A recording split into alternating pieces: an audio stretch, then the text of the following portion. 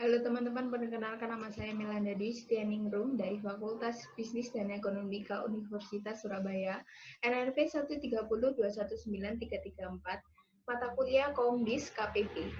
Hari ini saya akan mempresentasikan tentang strategi survival perusahaan di Indonesia di tengah pandemi COVID-19.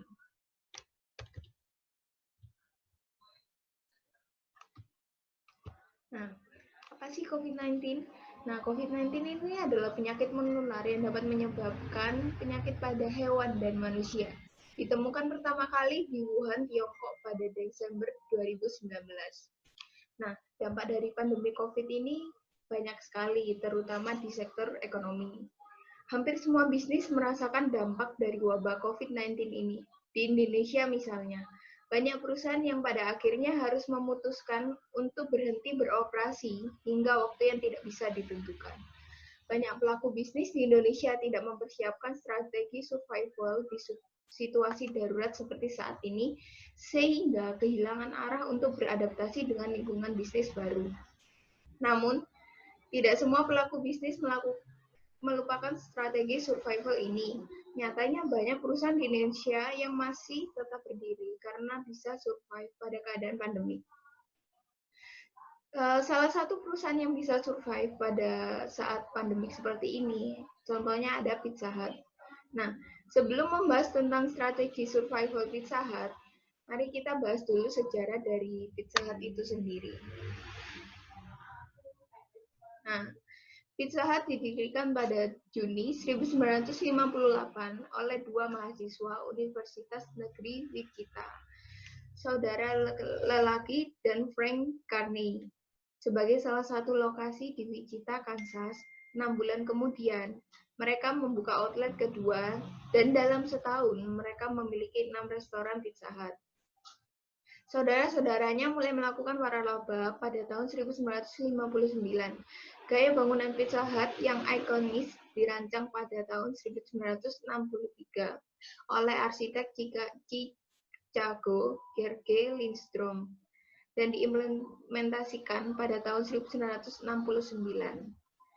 PepsiCo mengakuisisi Pizza Hut pada November 1977. 20 tahun kemudian, Pizza Hut bersama Taco Bell and Kentucky Fried Chicken dipisahkan oleh PepsiCo pada 30 Mei 1997. Dan ketiga rantai restoran menjadi bagian dari perusahaan baru bernama Tricon Global Restaurant Inc. Perusahaan tersebut mengambil nama Yum, merek pada 22 Mei 2002. Nah, strategi survival Pizza Hut yang pertama adalah take away delivery. Take away delivery ini diusulkan oleh Jose Santo dan memfokuskan outlet Pizza Hut untuk memaksimalkan penjualan melalui daring dan juga kerjasama dengan Grab dan Gojek. Tentunya sesuai protokol kesehatan demi kenyamanan konsumen.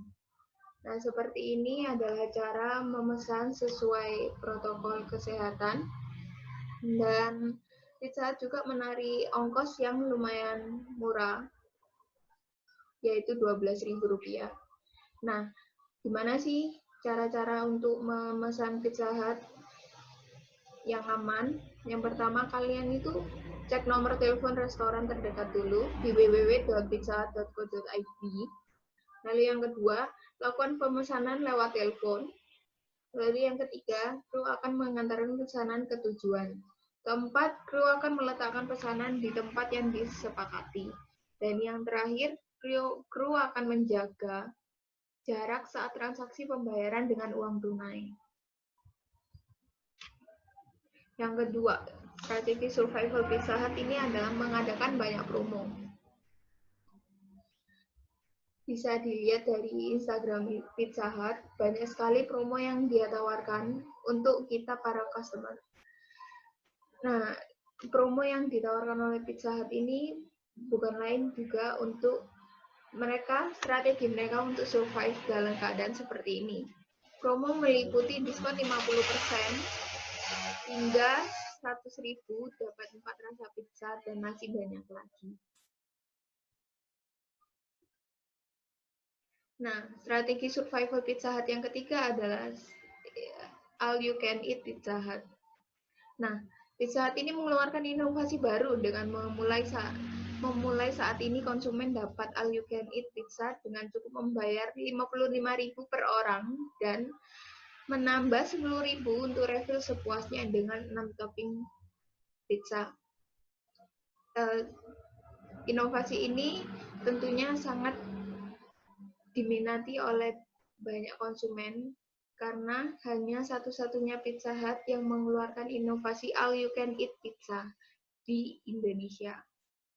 Yang ketiga, strategi survival Pizza Hut ini yang terakhir adalah terjun ke jalan. Nah, strategi ini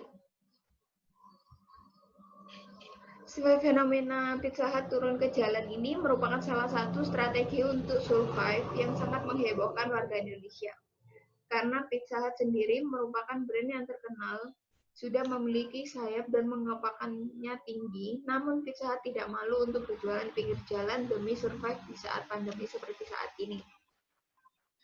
Untuk menyiasati penurunan omset, Grab Pizza tersebut memilih untuk menawarkan jualan di pinggir jalan. Lalu strategi itu berkaitan dengan jangka pendek dan jangka panjang. Jangka pendek terkait pencapaian penjualan atau sales, target campaign, dan lainnya. Sementara untuk jangka panjang terkait brand. Ya, fenomena pizza turun ke jalan pun ini juga sempat viral di berbagai sudut Indonesia karena kita tahu Pizza Hut ini sudah memiliki brand yang sangat tinggi, namun dia tidak malu untuk turun ke jalan. Dan tentunya mereka turun ke jalan karena untuk ingin survive di saat pandemi saat ini. Dan pesan saya, stay safe, stay healthy buat semuanya. Dan sekian presentasi dari saya. Bila ada salah kata, mohon maaf dan terima kasih.